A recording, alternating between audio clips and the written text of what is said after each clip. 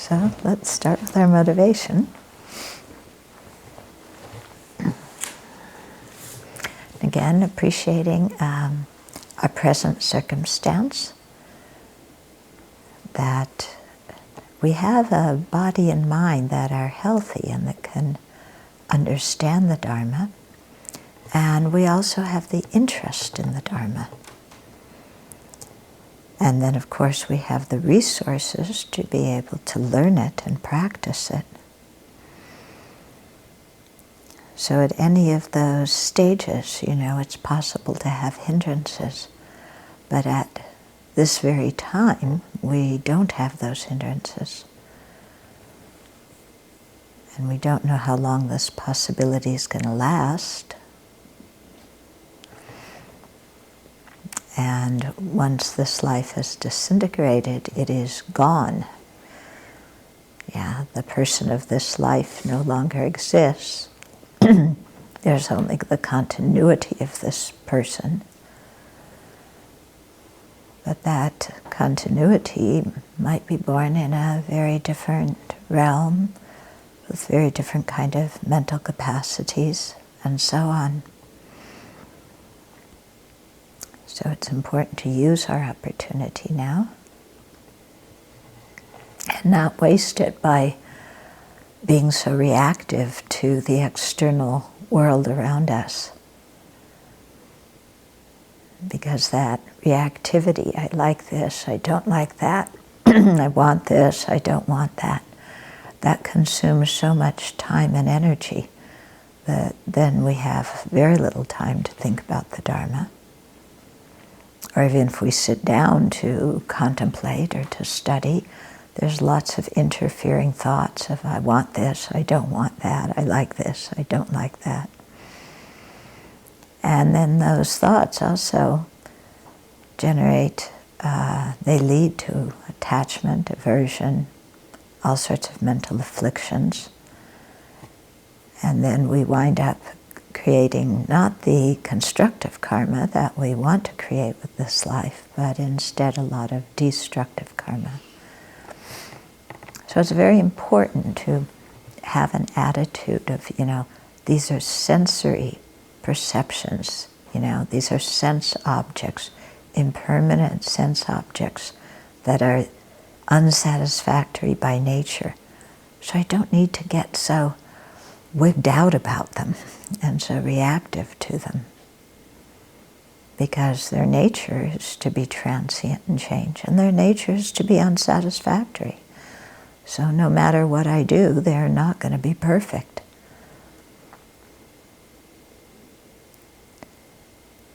So in that way, develop some fortitude and be able to set our priorities correctly. And one of the priorities we want to set is the happiness of all living beings in the long term. So not just their happiness in having the things that they need of this life, but their mental happiness that comes from freeing the mind from afflictions.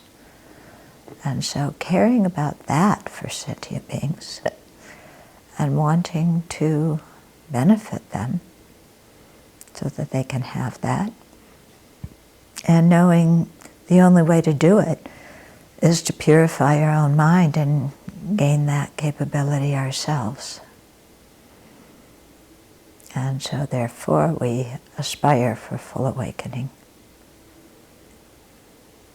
so that we can use the state of awakening to benefit others.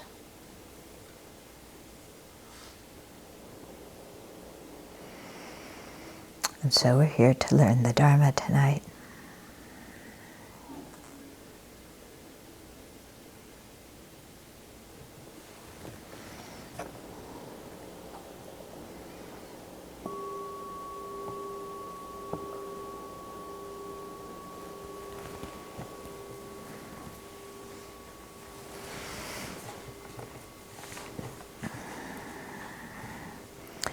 So this motivation to attain awakening is quite important. But we have to really understand why we want to attain full awakening.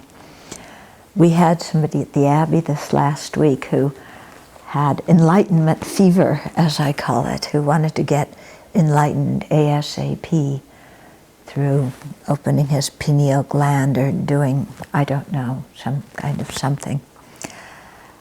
And, very restless about the present moment because the mind was focused on, I want to be enlightened. And I didn't get the chance to, but I wanted to ask, what are you going to do the day after you get enlightened? Yeah, because often, our mind is fixed on, I want this, but then what are we going to do the day after we get that? Yeah, and so, I wanted to ask, well, what are you going to do the day after you getting enlightened? Whatever his definition of enlightened was.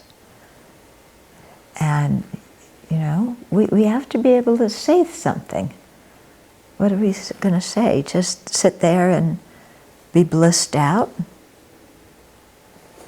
Well, that's nice, but what about everybody else? Yeah.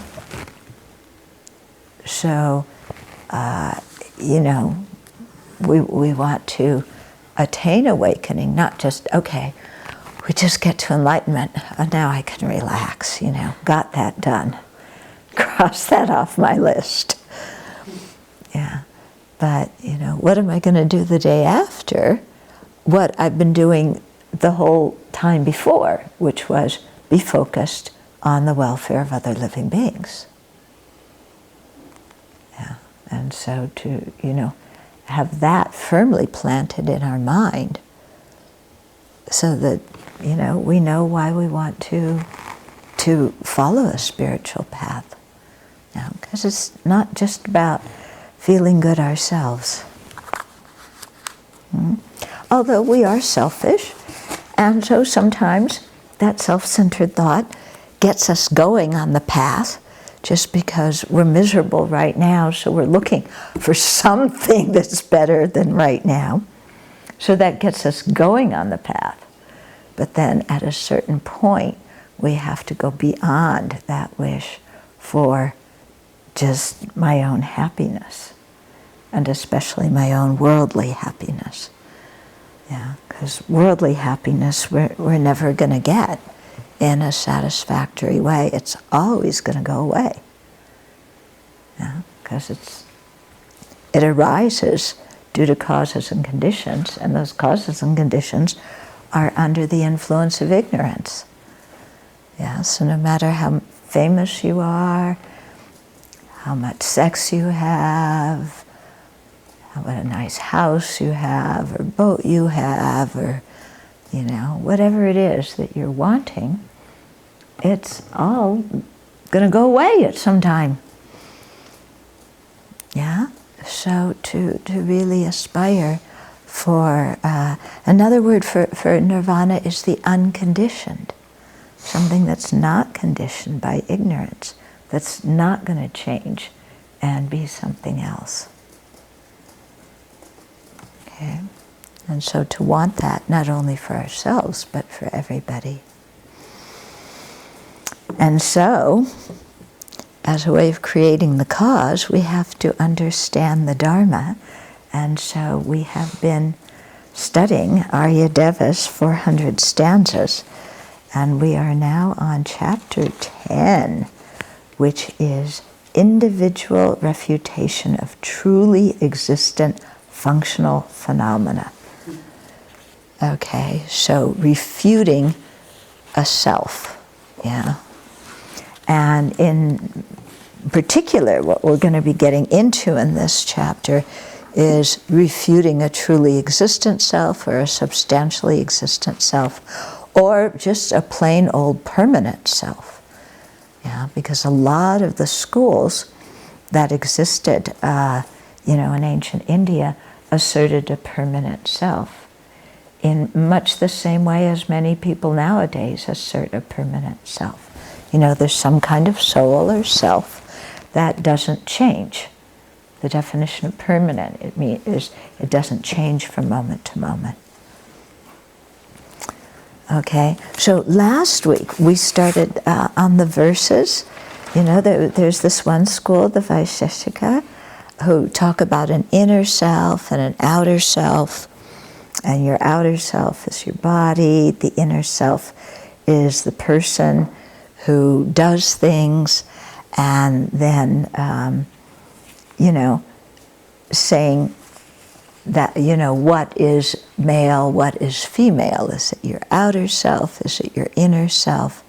You know, and just even in, you know, our own way, coming to realize that although, you know, we have a very strong identity according to the sex we were born as, that whole label comes about simply because of the arrangement of molecules in our body, that there's nothing about our mind that is male or female. Although, for example, hormones in our body may affect our mind, but our mind can also affect our hormones. And then a lot of what we blame on hormones or credit to hormones may actually be things that we've learned that aren't due so much to hormones, but we think, oh, a man is supposed to be like this, a woman's supposed to be like this. Yeah. You getting what I'm saying? Yeah. So we think that, so then it becomes a self-fulfilling prophecy. Okay, so we were on verse 27, yeah, which reads, when all the elements are not male, female, or neuter. Neuter means somebody who's neither distinctly male or distinctly female. There's a lot of different variants that can exist under neuter. So when all the elements are not male, female, or neuter, how is that which depends on them male, female, or neuter? Okay, so the Vaisheshikas were saying, okay, your body is male, female, or neuter. I might just say male, female for brevity. You know, so if you're saying that your body is male or female, then, I mean, exactly what is it in your body that's male or female? Yeah, and does that make your inner self male or female? Because they talked about this inner self. Okay, so they say through the connection of the outer body, the inner self becomes male or female. And so then, you know, Aryadeva replies, well, if that's the case, then the four great elements, you know, earth, water, fire, air, or in our view, we could say all the, you know, elements of the chemistry table, okay, then they would also have to be male or female. Yeah? Because they're the things that make up our body. So is the carbon in our body male or female? What about the water in our body? Male, female, neuter. What is it? Okay? So if you're going to say that there's an outer self that's male or female, then the elements that would have to be the person, because a male and a female are people. Yeah, so then your elements have to be a person. And, you know, but when you get down to the elemental level, there's no difference between what's male and what's female, is there? Yeah. So when the elements don't have gender, how can an inner self which relies on the outer self have a gender? Okay. Or to put it, you know, another way, how can the mind be male or female or neuter when it's a different entity than the body? Okay. So, yeah. Okay. So then the Vaisheshika said, well, you have the same problem, you know, in doing this. And, you know, Aryadeva responds, well, we impute gender or sex in dependence on elements that lack inherent existence. So there's no problem from our side. So if you know, view a person as inherently male or female, you really get a lot of problems. Yeah, because then they have to be that same sex from one life to the next, but then not all the life forms necessarily have male or female. And it always puzzles me. You know, they say in Amitabha's Pure Land, there's no women. Yeah, but if there's no women, then there can't be any men either. Because of their dependence? Yeah, because you can't posit. I mean, you only have men because there's women, because they use their sexuality to reproduce. So if there's no women to have children, then there don't need to be men to help to be the other half of having children.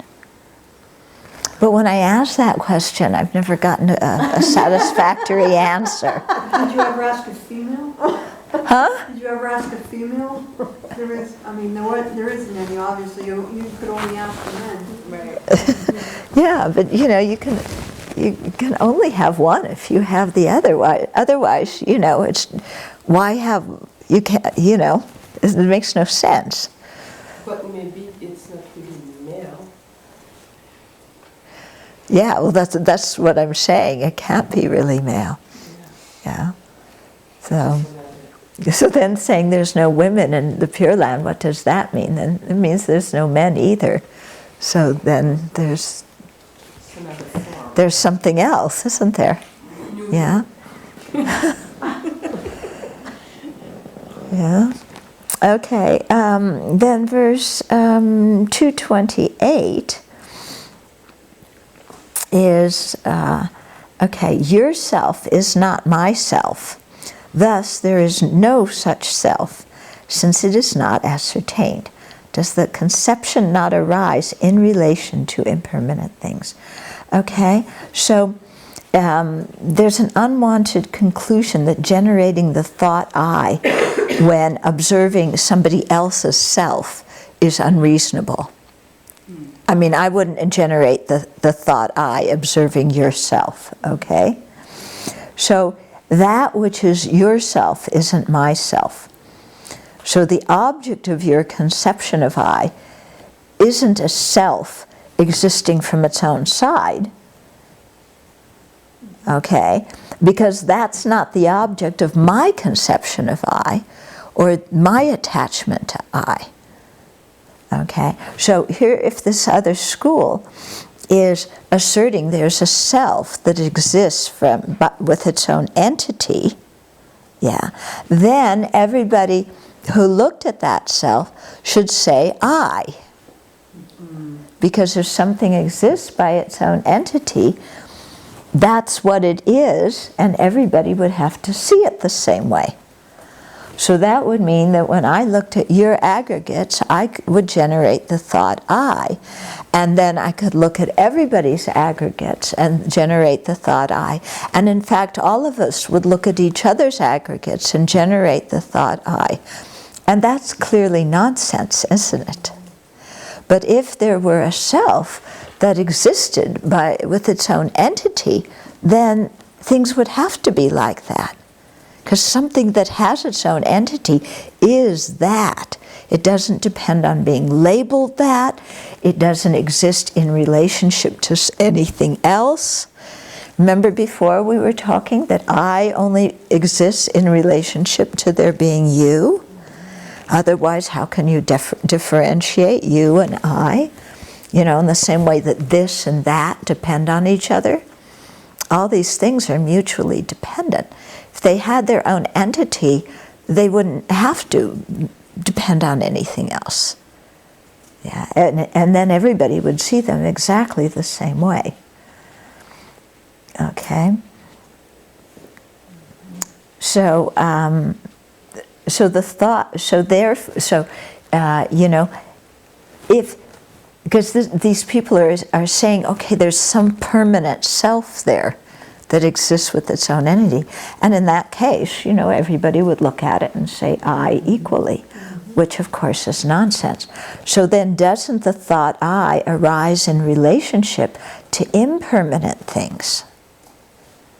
Yeah, the thought I doesn't arise in relationship to a permanent self or a permanent soul.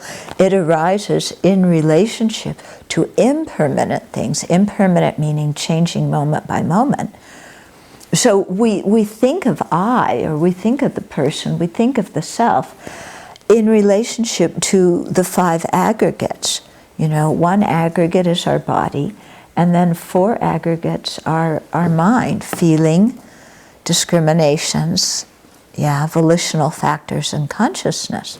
And so it's only in relationship to these 5 aggregates, all of which are in constant change, that we can identify a person.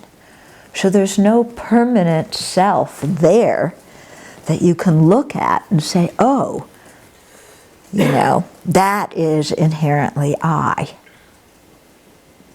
It's a nice thought, isn't it? It kind of makes you secure, like, okay, even when I die, then there's still this thing that's me that isn't going to change. So it's kind of, you know, for our mind that doesn't want to feel insecure, oh yeah, there's a permanent me there. But then if you start asking, is it possible for a permanent me to exist, then you get all these different problems.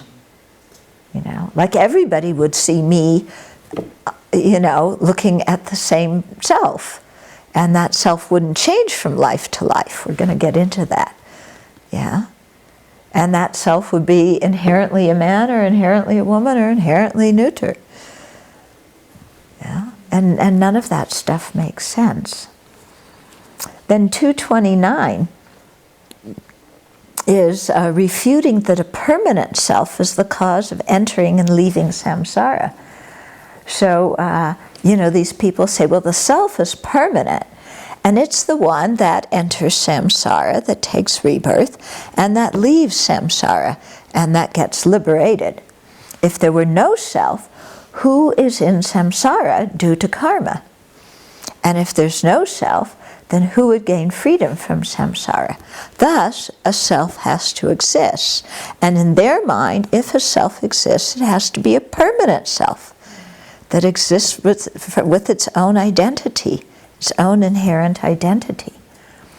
And so verse 229 says, from one rebirth to another, the person changes like the body.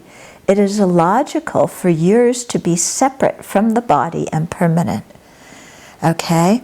So if there's some kind of permanent self, that's a separate entity from the body, then the body changes from one life to the next. So, you know, wouldn't the person have to change from one life to the next? Or because the person, like the says, it is illogical for the self to be permanent and a separate entity from the body, because the person, like the body, changes from one rebirth to the next. Okay?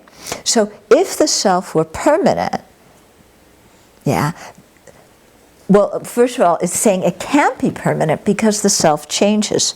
Because one lifetime, the self is human, the next it's God, the next it's in this realm, the next it's in that realm. Okay, so the experience is that it's a different self because there's a different body. We don't have the same body from one lifetime to the next. So how could we have the same self from one lifetime to the next? Is this making some sense to you? Okay. And if, you know, they're saying, okay, there has to be a real self that enters into samsara and that leaves samsara. And that's a permanent, unchanging self. But if the self were permanent, how could it enter into samsara?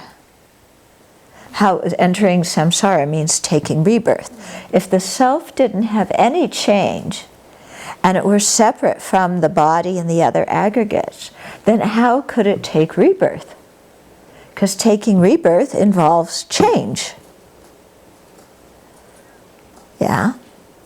Doesn't it? So how can you say it's exactly the same self, but it also is born in a different body and has different mental aggregates and different thoughts and different feelings. Yeah, that doesn't make any sense, does it?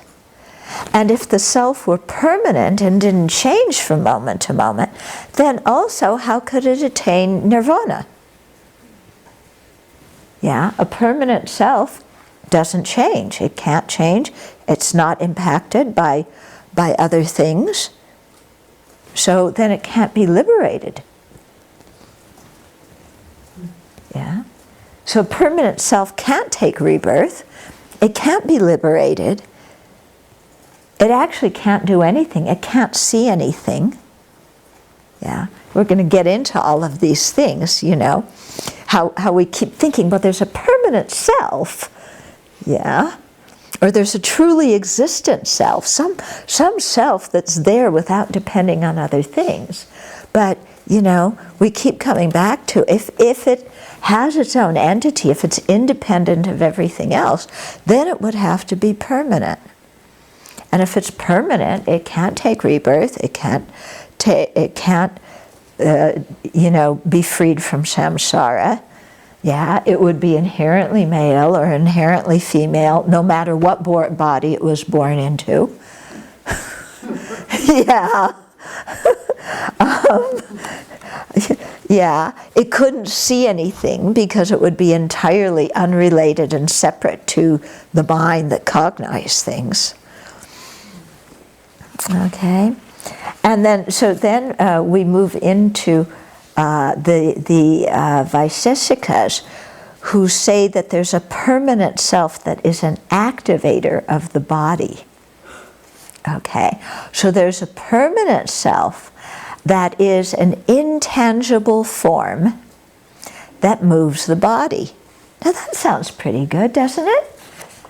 Yeah, an intangible form that's permanent that moves the body. Doesn't that sound great? That's who you are. And we have that image, don't we? You know, it's like, oh, there's some form, some intangible form, like when you know, and when Hollywood talks about rebirth, there's some form that comes up and, you know, out of this body and goes into another body. There was some movie some years ago where the father of a family or somebody in the family was reborn as the dog that came to live in the family, you know. So they showed that happening as, you know, there was this intangible form that left the father or whoever it was that when he got in an accident and then went into the puppy. Yeah. Okay. So we have this idea. There's an intangible form, and it's permanent. It's still the father.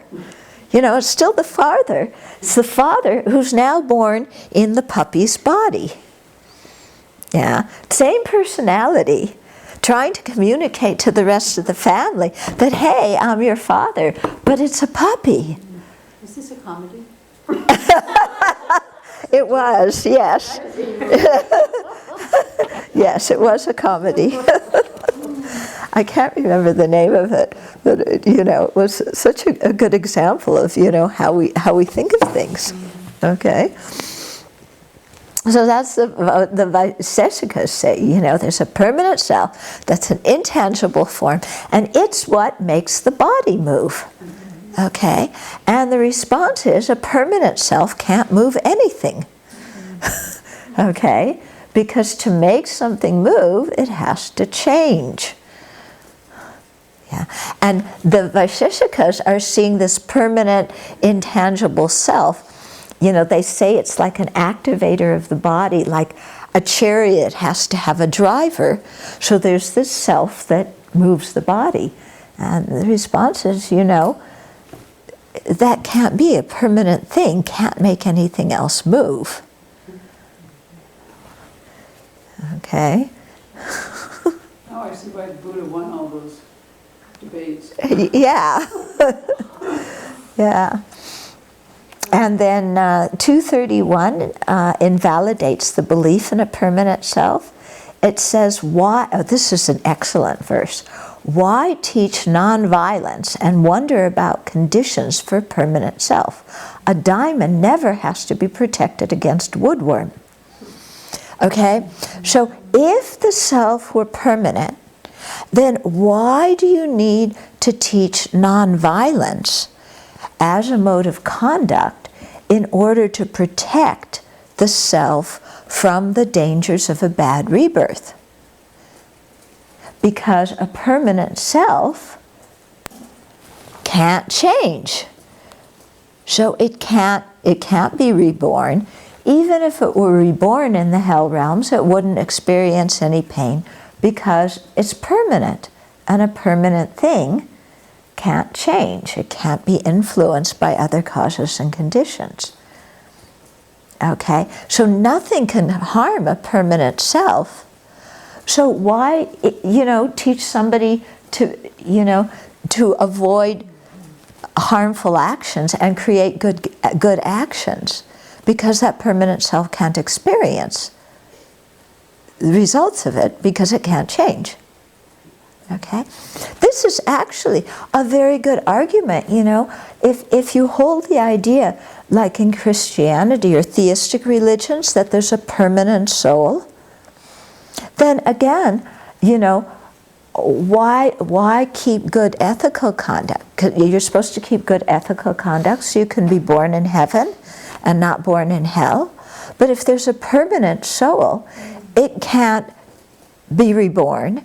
And even if it were born in heaven or in hell, it couldn't experience anything, because to experience something, you need to change and you need to be influenced by other conditions. Yeah? But, here we are. We assert things that can't possibly exist. Yeah? Okay, so a diamond doesn't need to be protected from woodworm because it can't be adversely affected by it. So a permanent a self can't be adversely affected by lower rebirths, so then there's no reason for it to keep good ethical conduct. Who in the world would say that? Yeah, that's really nihilistic, isn't it? Okay. And then verse 233, refuting proof of a permanent self, seeing that memory of past lives is unsuitable as proof of a permanent self. So here's somebody saying, but there's got to be a permanent self because we can remember things. So Aryadeva says, if your self is permanent because of remembering other lives, how can your body be impermanent when you see a scar previously formed? Okay, so what's happening here is somebody's saying the self is permanent because there's memory of previous lives. And memory of previous lives isn't possible for something that disintegrates as soon as it arises. So something that is impermanent disintegrates as soon as it arises. And these people are thinking, since it disintegrates, since it arises, it completely goes out of existence. So then the self that arises the next moment is a completely different self. It's not existing in the continuity. It's not that one, the self is arising and ceasing at the same time. So there's a continuity of moments that arise in dependence on the previous moment, and as it ceases, produce the next moment. They're thinking that if something, arises and disintegrates in the next moment, then it's totally non-existent. There's no continuity. So then the person that arises in the next moment couldn't remember what happened to the person in the previous moment. Okay? In the same way that if you have this permanent self, then the self of the next life couldn't remember what happened to it in a previous life. Okay? So, So then Aryadeva says, if you think I was a human last life, how could your body be impermanent and have changed? So if you think I was a human, then you're saying I and the human body are the same thing. Yeah, I was a human. The I is permanent, so the human body must be permanent. Okay? So then how could your body be impermanent and have been changed if you say that there's a permanent self? And if you say I was a human being? Yeah, making some sense? Mm-hmm. Okay. So it should be permanent because in a past life you had a scar somewhere, and now when you see a birthmark that resembles that scar, you think this is the scar from when I was injured in the past life. So we're talking about two nonsensical conceptions that people have, you know, that if you have a birthmark in some part of your body, then that indicates in a previous life you were injured there. You know, no, it doesn't. Yeah. But if your body were, you know, this person is still thinking that they're permanent, you know, because they find a birthmark where they got injured in a previous life. But then if the self were the body, your body's completely changed, so it can't be permanent. Okay? Yeah? Kind of like saying, okay, in life one, I get injured, so I have, you know, I have my scar here, right? From when I fell down when I was a baby. So then next life, yeah, or maybe I look at the scar, no, the scar was caused this life. So the next life, I have some, let's say I have some birthmark here. And then I think, oh, you know, there's a permanent self that came from the previous life because I have a birthmark in this place where in the previous life I have a scar because I fell down and cut my lip on my face on an ashtray when I was a baby. Yeah? So there's a permanent self, so then, you know, the scar indicates that, but that doesn't make any sense because your body is totally different. If it's dead, we'd be covered with birthmarks. Yes, we'd be covered with birthmarks from all of our previous lives, wouldn't we? Okay. Okay. So the way the Prasangika Madhyamakas thing is that the thought I is coextensive with both the self of the past and the self of this life and the self of the future. Okay? So the self that is the object of the conception I is a generality.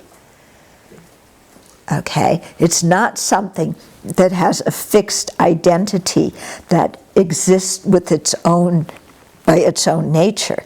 It's just a generality that includes all the different selves from all the different lives and all the different moments we exist.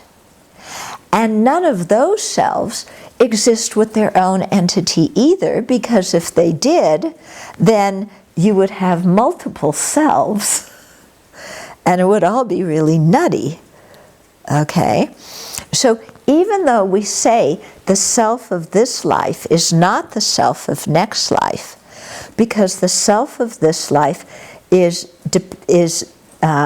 imputed in dependence upon the aggregates of this life, and the self of next life is imputed in dependence on those aggregates, and the self of our previous life is imputed in dependence on the body and mind from that lifetime.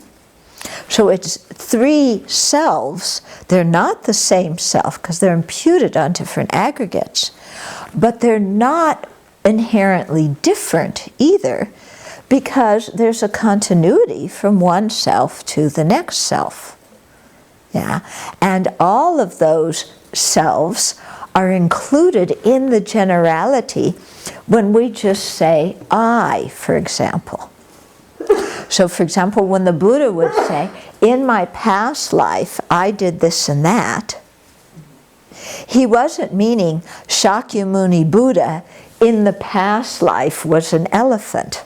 You know, that the self that is now Shakyamuni, you know, what was that Shakyamuni was the elephant in the previous life. It was rather the previous continuity of the self that is Shakyamuni in this life was an elephant in a previous life. Because in the Jataka tales, they tell the story of the Buddha when he was a bodhisattva, and he was often born as animals, that acted for the benefit of living beings in different ways.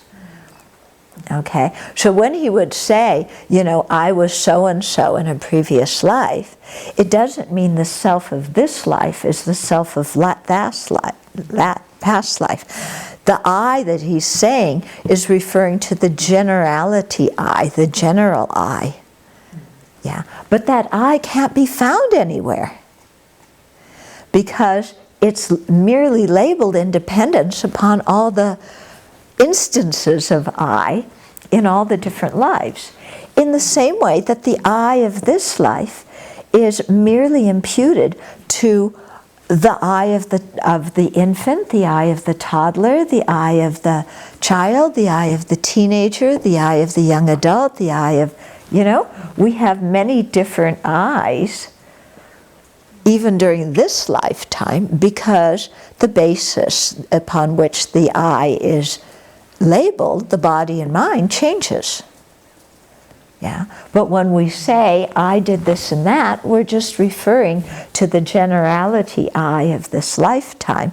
We're not referring to necessarily, the I when I was a toddler or at any particular stage. Okay, so you can use language like this, and it makes sense because things don't inherently exist. If the self or anything else had its own permanent essence in it, or had something that made it that without depending on anything else, then things could not be merely labeled. Yeah, they would have fixed entities. And then using language would be very, very difficult. You couldn't say, I remember this and that. Because then you'd have to say the I at this moment is the exact same I that lived 5 years ago, in which case you wouldn't have changed at all in the last 5 years. You couldn't have memory. And you couldn't have memory, right? Because you'd be exactly the same as 5 years ago. Okay, so you see that, language and convention, how we talk about things in a conventional self, in a conventional way, that only works because things don't have their own inherent identity. If they had an inherent identity, nothing could function. Yeah? Okay, so then they use this example, and I'm going to tell you this example because it comes up a lot in different texts, and it's it took me years to understand this example. Okay, so there's a bowl of yogurt in a house. Okay, the footprint of a pigeon on the roof can be seen in the bowl of yogurt in the house, even though the foot of the pigeon didn't touch the yogurt. So that is the analogy.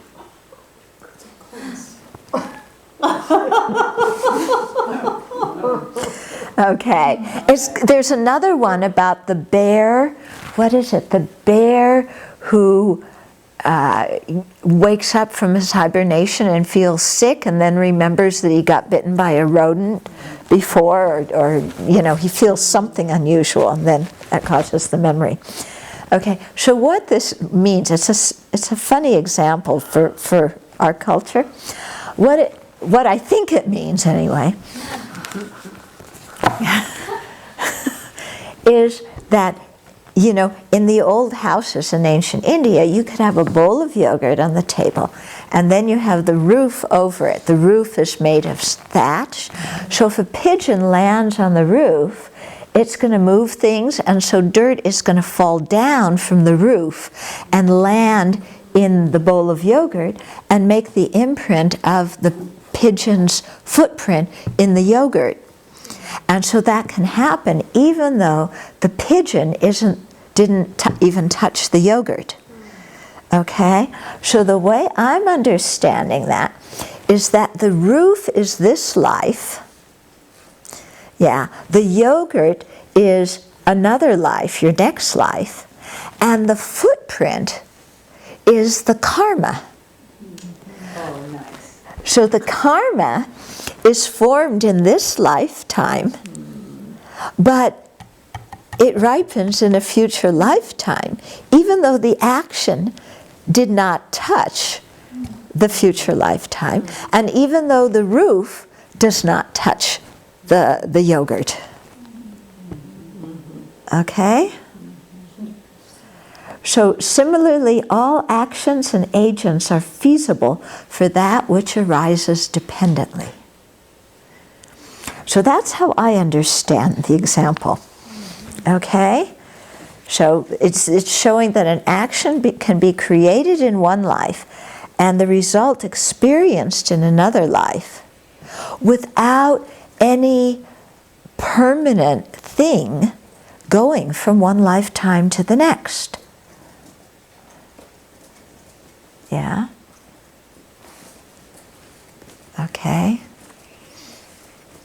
The other way I was looking at it is that, what about if the pigeon were sitting on the roof and the roof had some holes in it?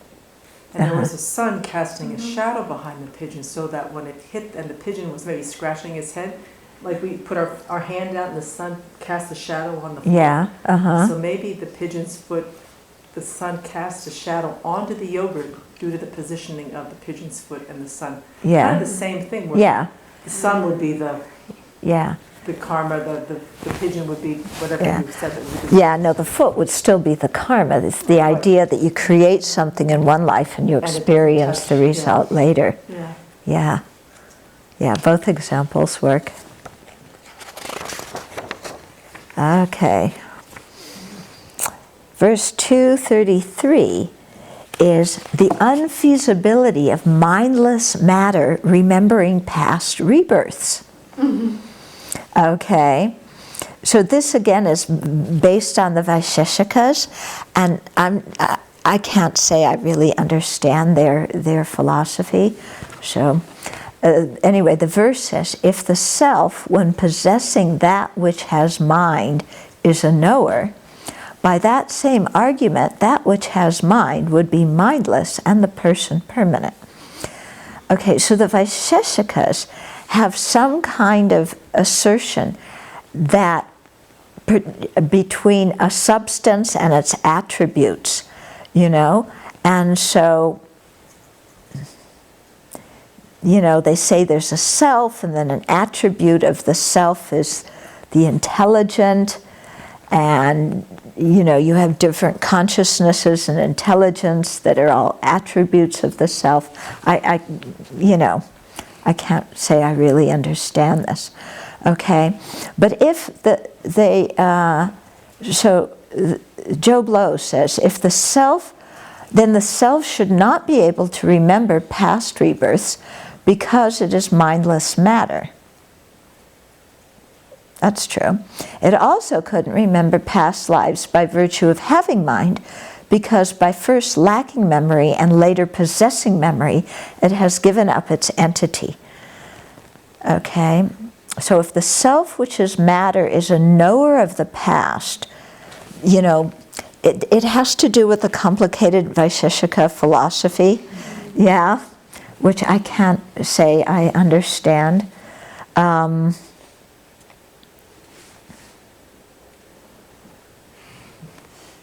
But they were the ones that said before that there was this self that was permanent, that was the intangible form, and yet somehow it's related to consciousness. I think we're going to skip this verse. Okay? The next verse I don't think is much easier. Okay, because again it's talking about the Vaisheshika's belief of that which has attributes such as intelligence remembers past rebirths. So it has something to do with the self being permanent, but yeah, this is it. The self is permanent, but it has attributes like consciousness that are impermanent. That's what I was Okay, so, but then if, you know, you have a permanent self that then can see things because it possesses a consciousness that is impermanent, then that permanent self should have to be impermanent. It should be able to change from being permanent into being impermanent. Okay? Because if you have this permanent self that doesn't change, but that permanent self possesses some kind of intelligence or consciousness or something that perceived things that was impermanent, and because the consciousness perceived things, then this permanent self could perceive things. That permanent self couldn't be permanent, would have to be impermanent.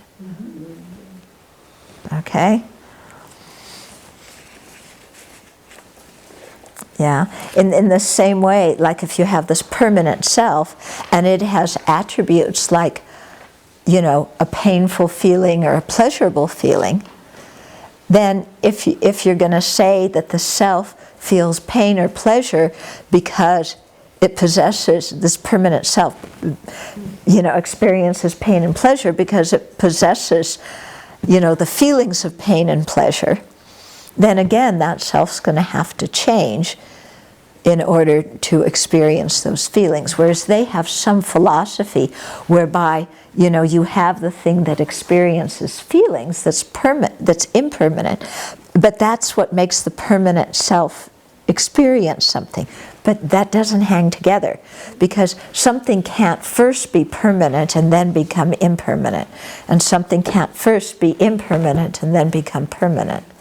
Because the very nature is, you know, one changes with causes and conditions and disintegrates momentarily, and the other is not affected by causes and conditions and doesn't disintegrate. So they have two completely different natures. So something that's one can't become the other. When we talk about impermanent, permanent, like it sounds like it's inert. Yeah.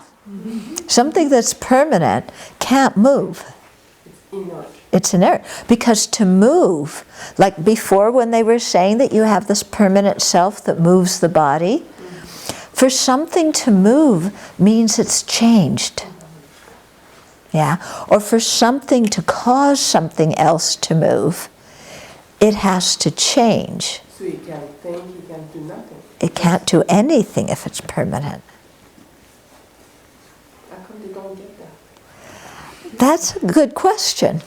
You know, I think because there's something very appealing about the idea of a permanent self, because for them, if you say that there isn't a permanent self, then they can't say how karma goes from one lifetime to the next and how there's a continuity. So they say there has to be a permanent self that goes from one lifetime to the next. Otherwise, if you don't have that, then everything ends at the time of death. But we say, if you have a permanent self, then it's impossible for that self to go on to the next life. Yeah? And then for sure, at the time of death, there would be no continuity, because permanent things don't have any continuity. Do Yeah. permanent things die? No. Then how could it die? Yeah, it couldn't die. Yeah. There's no next. Right. That's right. I was wondering, I remember when Geshe Damcho was here, I think this verse might relate to this, I could be wrong. I remember him saying that, I thought it was many people with these views. One thing that was very comforting was you could have all this pleasure, pain, especially pain in your life, but you had this soul that was or this, you know, maybe it was called Atman, anyway, this permanent self that was untouched by it. So it was very consoling to the person, because they could have a body that was riddled with disease and all kinds of problems in their life. This was the example I gave. But hey, the person could, you know, don't worry about those things. You have this other thing that's okay, that's permanent. untouched. Yeah. But then your experience is exactly the opposite. Yeah, because you're experiencing pain. So then, are you going to say that that permanent self doesn't experience pain? Which means it's not you. Yeah, Yeah. But it does hurt. How come? yeah. Because it exists by being merely labeled in dependence upon the body and mind, which are both impermanent. Okay? Okay. Next verse. So now we're going to get into refuting the self imputed by the Samkhyas. So they assert a permanent conscious person. Okay? So if consciousness is permanent, an agent is superfluous. If fire is permanent, fuel is unnecessary. Okay? So if consciousness is permanent, then you wouldn't need a self to apprehend anything. You wouldn't need sense organs to apprehend anything, because consciousness being permanent either would always apprehend the same thing or it would never apprehend anything. Yeah? I mean, this is the problem whenever you say that something exists by its own entity. It means that either it's always that way or it can't ever be that way. Okay? So the Samkhyas say, if the self were matter like you Vaisheshikas think, then these inconsistencies apply. But we say the person's nature is to be conscious, so there's not this problem. You can have a conscious permanent self. Okay? So the Samkhyas speak of 25 categories of phenomena. 24 of them are matter. 25th is the knower or the person or the self. And they say that the person experiences objects that the intellect makes it crave, but the intellect is one of those permanent things.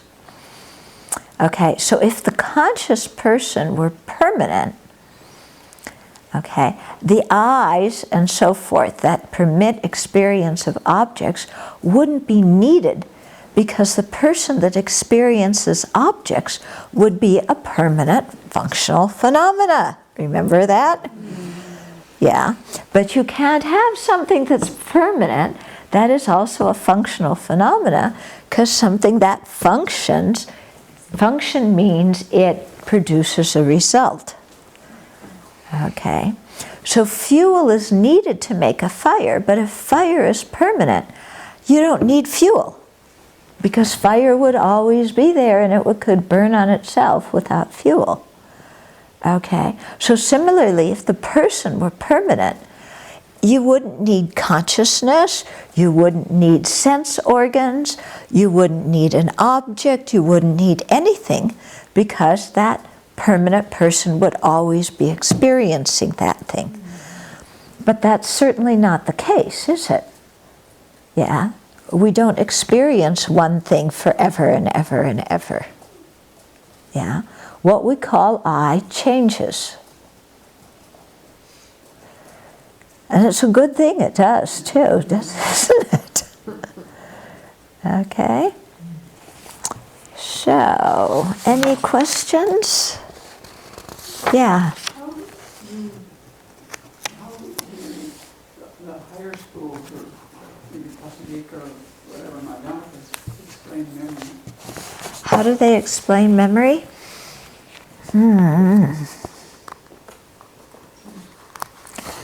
Oh, they have this big thing, you know, in the context of refuting inherent existence that explains memory.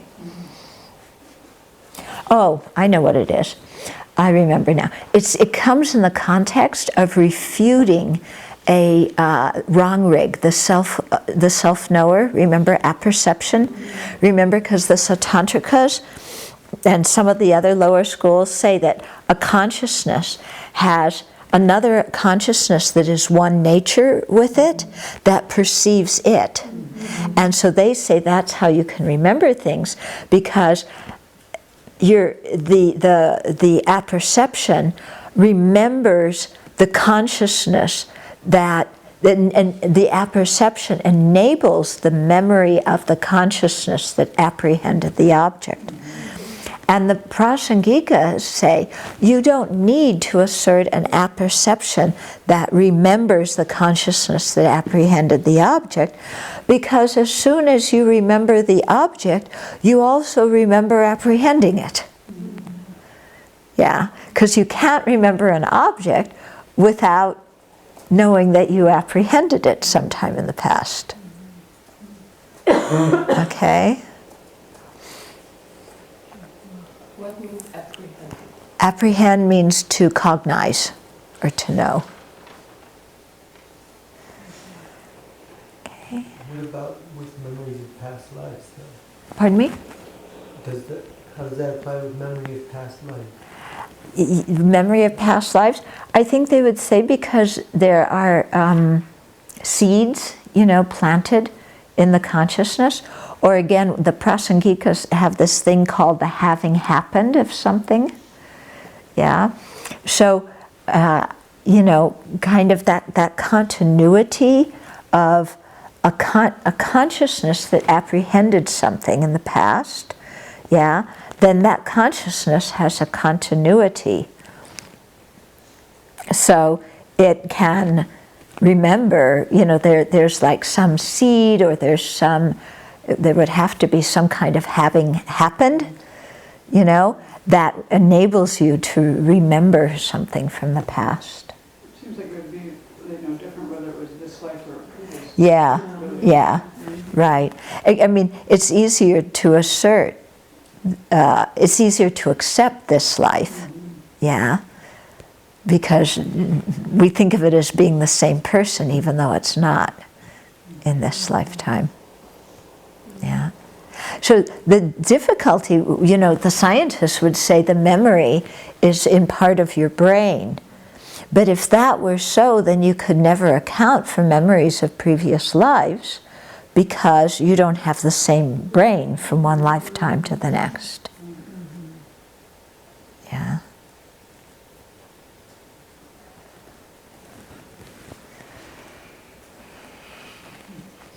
And I have trouble saying the memory. Could you say the memory is the brain? Because then you would have to say a memory is electrical impulses, or the memory is chemicals, or then if you say the memory stored in the brain, then how does the brain, make conscious experience?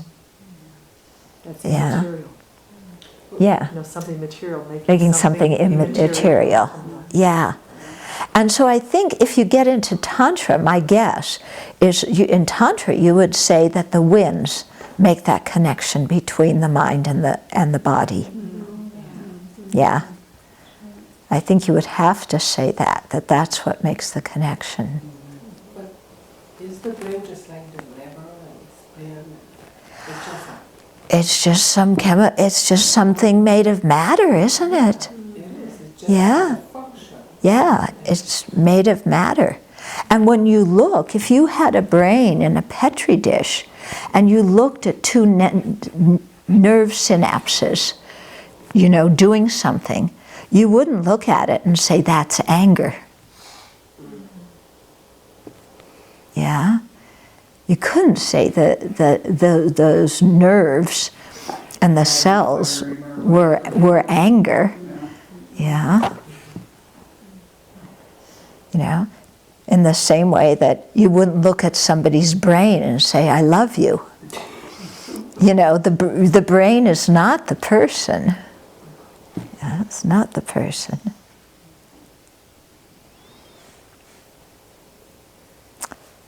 Any other questions? Well, the diseases that, attack a brain and then result in dementia. Yeah. So, Yeah, so there's some way that the mind and the brain influence each other. Yeah. But you don't know, is it because things in the brain, they don't really know with dementia or Alzheimer's, because there's a correlation between this plaque and the disease. But a correlation doesn't necessarily mean one thing causes the other. It just means that they're both there at the same time. And that's true because you can do PET scans or whatever they do now on some brains, and they have the plaque, and the person is perfectly alert and has good memory and functions quite well.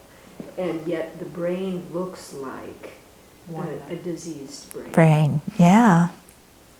But maybe it will come later. Yeah, it could mean that, but it's hard to say. Regeneration of brain, I mean, that whole phenomena of the regeneration of Brain cells, yeah. They don't get at all. Yeah. The elasticity. Yeah. And then injuries to the brain, you can never predict what the outcome is going to be. You cannot. Yeah. From a brain injury, you can't predict the outcome. You cannot. Yeah.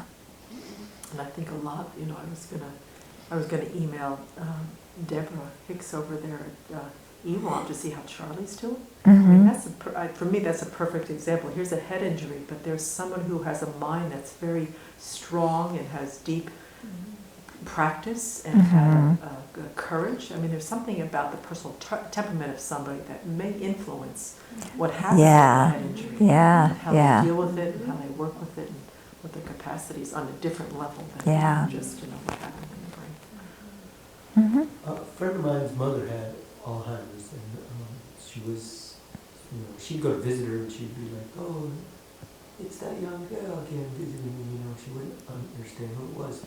And then one day she was just totally cleared for a few hours. Yeah. Yeah. It's true. You find that with Alzheimer's, that, or with any kind of dementia, somebody can be like completely out of it one time and then clear, a few hours later. Yeah.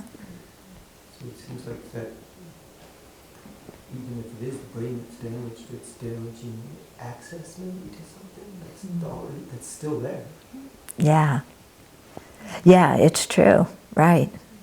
Or maybe it's just these karmic obscurations, and medical science has to come up with something. Yeah. So they'll say it's that. Yeah. I mean, we really don't know, do we? Yeah? Because things can change from one moment to the next. And, there's so many different causes and conditions going into something.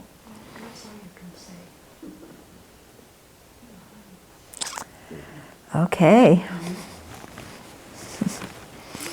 So shall we dedicate this impermanent, having disintegrated, or the impermanent karmic seeds on the mind stream that is changing from moment to moment, and the I that is also changing because it's merely labeled and unfindable.